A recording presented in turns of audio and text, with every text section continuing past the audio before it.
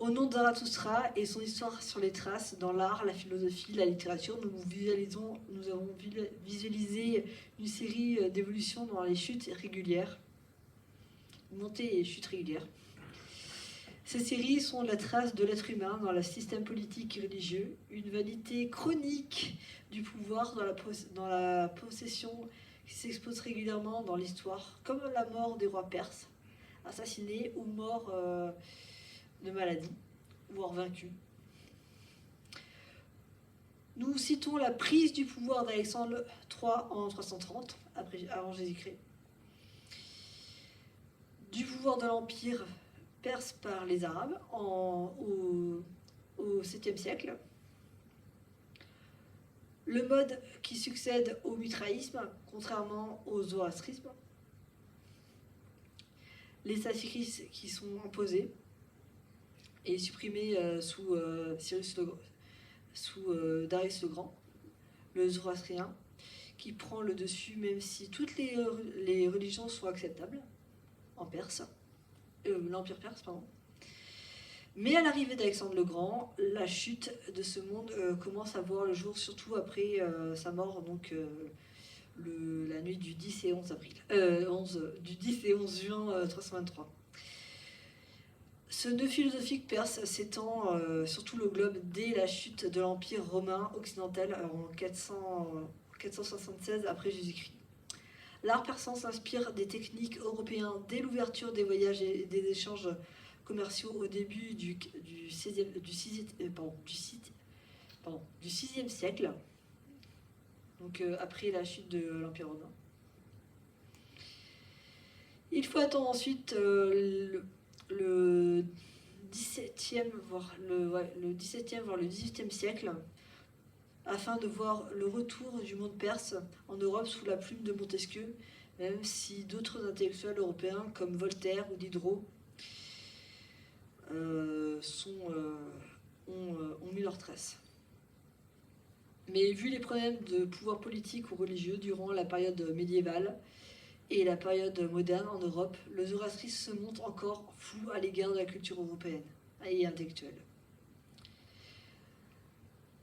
La résurrection du tueur de Dieu se revoit lors de la fin du XIXe siècle. Le philosophe allemand Friedrich Nietzsche démontre durant toutes ses œuvres une inspiration zoroastrienne, en grande partie par-delà le bien et le mal, le gai savoir, Etchero, l'antichrist, ainsi par les Zarathustra et autres. Le philosophe, ayant la réputation de tueur de Dieu, alité expose dans ses œuvres une image idéologique de la vision sociale. Il donne une théorie sociale s'imposant au nihilisme. Le nihilisme est un code méprisant la vie de la société, la santé d'autrui. Ainsi, totalement le contraire du zoroastrisme. Le philosophe écrit jusqu'à sa mort en 1900 des thèses sur les solutions du nihilisme, s'inspirant du zoroastrisme. Or, ces livres sont utilisés de manière opposée à l'image de Zarathustra par les nazis, ce qu'on avait dit précédemment. Ainsi, dans le temps et l'espace, nous pouvons voir dans l'histoire anthropologique que l'être humain ne peut pas se passer du pouvoir. Il faut attendre la prise de Cyrus le Grand de la dynastie achéménide pour voir l'entrée de la dynastie zoroastrienne faire son entrée dans la culture jusqu'à Alexandre. Et encore aujourd'hui, à l'image de la sagesse, de l'invulnérabilité humaine, comme à son idéal de Dieu, l'être humain représente une tornade historique.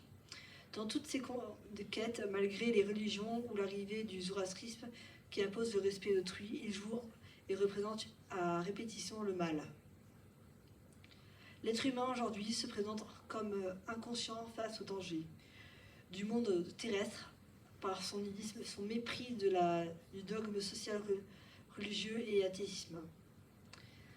Ainsi, malgré l'élève, comment faire renaître la flamme zoroastrienne dans la culture européenne aujourd'hui face à la vanité du pouvoir et de la force?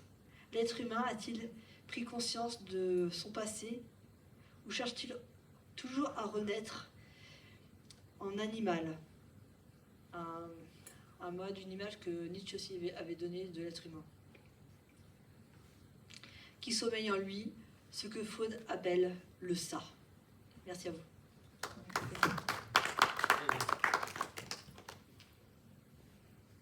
Des questions?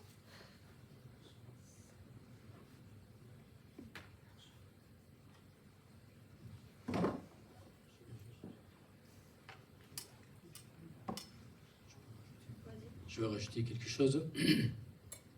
Dans continuité de ce que je disais tout à l'heure, il y a un mot, c'est ce que s'appelle sociante. En ce moment, il y a beaucoup qui se posent la question là-dessus. J'ai des amis qui sont religieux, des musulmans, d'Iran, qui m'appellent. Enfin, plusieurs fois, on m'avait demandé pour faire par vidéoconférence sur le mot sociante. Je ne sais pas comment ils ont... ce mot a été véhiculé là-bas. Maintenant, ils posent question. Ils ne comprennent pas qu'est-ce que c'est le mot sociante. Or, ce mot sociante, c'est très important. C'est presque colonne vertébrale de zoroastrisme, philosophie zoroastrienne. Sociante, ça, c'est encore le mot, vient du mot sud, savieux, suda, que ça s'appelle sauveur, savior en anglais. Vous voyez, ce mot sociante, ça veut dire ce mot de sud, ça veut dire de gagner, quoi. Ce mot sociante applique à chaque individu. Le rôle, ça veut dire sauveur, sociante. Ça veut dire naji, sociante. Chaque individu, c'est un sociante. Zarathustra lui-même, c'est un sociante. Ça veut dire sauveur de la société. Ces sauveurs de société, chaque individu doit se considérer comme sauveur. Il ne faut pas attendre quelqu'un d'autre. Je suis sauveur de la société. Je dois sauver la société.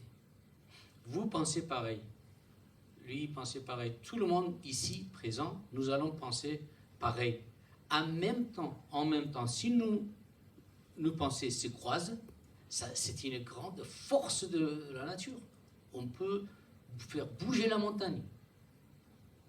Donc, l'individu n'est pas un simple vivant en mouvement. L'individu est un sauveur. Il a la valeur de Jésus. Comment on l'appelle Jésus? Sauveur. On est bien d'accord. Jésus Christ. Christos. Guérisseur. Voilà. Et justement, comme Salomé vient de rappeler tout à l'heure, Zarathustra était un sauveur, il était médecin, et en même temps il était conseiller de roi. Exactement comme Confucius, qui était conseiller de roi aussi, en même temps. Et sauveur, c'est sociante, nous sommes des sociantes. Ça veut dire que nous sommes des soldats, le soldat du bien. Vous voyez, nous ne sommes pas la négativité, ou Ahriman n'a pas un anthropomorphisme, n'a pas une entité matérielle. C'est juste virtuel. Vous voyez, quand on le prête le dualisme, justement, erreur fatale, erreur énorme en Occident, on présente Zarathustra comme dualiste. Or, ce dualisme retourne vers Manès. C'est Manès qui en est l'émanateur. C'est sociante, moi je suis sociante, toi tu es sociante. Nous, ensemble, nous pouvons sauver le monde. Unissons-nous. Il y a un proverbe. Et justement, ça a été pris plus tard par Attar, par d'autres philosophes du XIe siècle de Attar, qui est question de Simor. Et Manteratera Attar, il est inspiré par de sociante. Ça veut dire que chaque individu, un par un, devient Simor. Simor, ça veut dire 6 morts. Ça veut dire 30 oiseaux. Chaque oiseau, les uns après les autres, ils se réunissent ensemble. Et en même temps, ils sont plusieurs et en même temps, ils font partie, ils font un. Un et pluriel. Et plusieurs. Nous sommes en même temps un et plusieurs. Donc, nous sommes des sociantes. la philosophie de Zarathustra, il vous amène, il vous rend, il vous transforme en acteur, un acteur vraiment actif de la société. Vous êtes pas, on n'est pas des pacifistes, on n'est pas passifs spectateurs. Donc, l'individu a la responsabilité. Responsable de la société, c'est l'individu. Vous voyez? Et donc, ce mot Saoshyant, comme tout à l'heure je disais sur Faravashi, a vraiment une portée et une signification énorme, énorme, qui fait partie de philosophie inconnue de Zarathustra. Zarathustra, c'est inconnu, franchement, c'est inconnu, il y a beaucoup de choses à dire.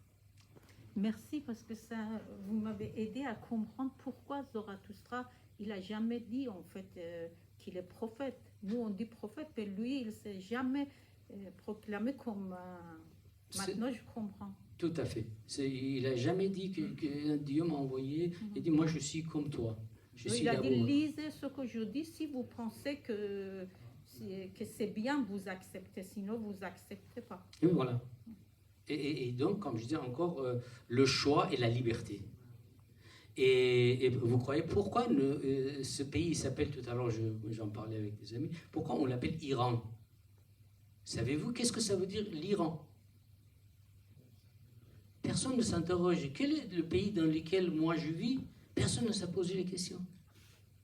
Or, c'est un racine de R, Ir, ou Ar, qui donne Irlande, Irak, Arménie, ce sont tous les mêmes racines. Ça veut dire Ir, ça veut dire libre. Et en, c'est le passant, suffixe de, ça peut être même pluriel, et le lieu. Lieu de libre, lieu des gens libres. Et c'est Zarathustra, quand le mot Iran existe depuis la nuit de temps. C'est pas comme certains qui veulent dire oh, il ne faut pas dire Iran, il faut dire Perse. Non, c'est l'Iran qu'il convient le mieux. Il faut le dire, c'est l'Iran. Notre langue, c'est la langue iranienne. Toutes les langues que vous êtes de Tadjikistan, de Saka, de Khotan, de Bamiyan, de Punjab, ce sont les langues iraniennes. Ce n'est pas les langues persanes. La langue persane, c'est juste la langue en Iran et l'Afghan qui parlent. Mais après, il y en a, c'est énorme. Par exemple, les Albanes, les Alans, les Ossètes. Ossètes, vous savez, c'est en Géorgie, qui a été envahi par Géorgie. Les Ossètes, ce sont des Iraniens. Leur langue, c'est Iroun. Vous vous rendez compte? Iroun. Et il s'appelle Irounistan. Et chaque année, ils fêtent Mitra. Ils prennent le cyprès, ça veut dire sarve. Le cyprès, c'est le symbole de Mitra, la liberté. Et en même temps, c'est sarve. Sarve, c'est l'arbre sacré de Zarathustra. C'est Zarathustra qui l'a planté. Et la caractéristique de sarve, cyprès, c'est que il est, vous le voyez, en unité. Mais quand vous vous approchez, il est à plusieurs. Et en plus, ils sont minuscules, ils sont rien. Si vous prenez un branche de cyprès, il est rien, il est insignifiant. Mais en même temps, c'est l'arbre le plus résistant. Et en même temps, il est souple. Une souplesse par rapport à la violence extérieure naturelle. La violence qui arrive du vent, de la pluie, de tempête. Il se baisse. Tapedjaré, qu'on a dans la miniature persane, vous voyez l'arbre, la petite branche, tout le temps on le voit, c'est symbole de Zarathustra. Et que si tu vois une petite arbre en forme de pyramide, c'est un peu le haut, le sommet, il est baissé, ça c'est ça, symbole de résistance, symbole de la liberté, symbole de unité. Le petit, tout petit élément, en se réuniant, ils peuvent devenir forts. Et c'est ça que j'ai oublié là, j'ai perdu le fil de... c'est ce que je voulais en dire sur Saoshyant, voilà. C'était la Saoshyant. Voilà, nous sommes... Après, j'ai dit que Zoroastre, il était... En fait, il a jamais oui, voilà. dit qu'il était prophète. des prophètes. Voilà. Il dit, moi, je ne suis pas prophète, j'amène, je suis laboureur, mais laboureur de pensée.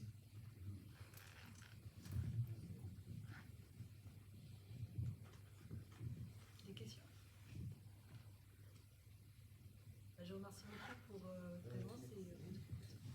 Moi, je tiens à vous remercier de votre présence. Certains amis que j'ai l'honneur de faire connaissance avec, des amis, et mes chers amis qui sont arrivés, qui ont vraiment, qui sont là. J'ai l'honneur de les voir dans de très bonnes circonstances, parce que je préfère de se rencontrer dans des circonstances pareilles quand pour des deuils ou d'autres choses.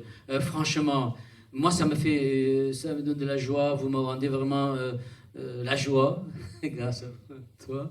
Et je tiens à remercier Salomé Martin, qui a organisé ça depuis l'année dernière. On a travaillé ensemble, et avec mon Gabriel, qui est notre savant de Montpellier, notre enseignant de Paul Valéry. Et je tiens à remercier l'université de Paul Valéry et Mahnaz aussi. Voilà, je n'oublie pas. On dit les absents ont tort. Merci. Il y a aussi les Grives et les Grives. CVS. Voilà. Et aussi, je tiens à rendre hommage à un des grands penseurs et philosophes et zoroastrologues français, Paul Dubreuil et Ali Mazaheri, qui sont inconnus, mais qui sont des éminents zoroastrologues que je vous conseille. Leurs livres ne sont pas, malheureusement, pour des raisons que j'ignore. Ali Mazaheri. Oui, il est mort, oui. Les deux sont morts, oui. Et ne sont pas publiés. Je vous conseille, si vous trouvez deux personnes là, lisez. Ce sont des bijoux, honnêtement.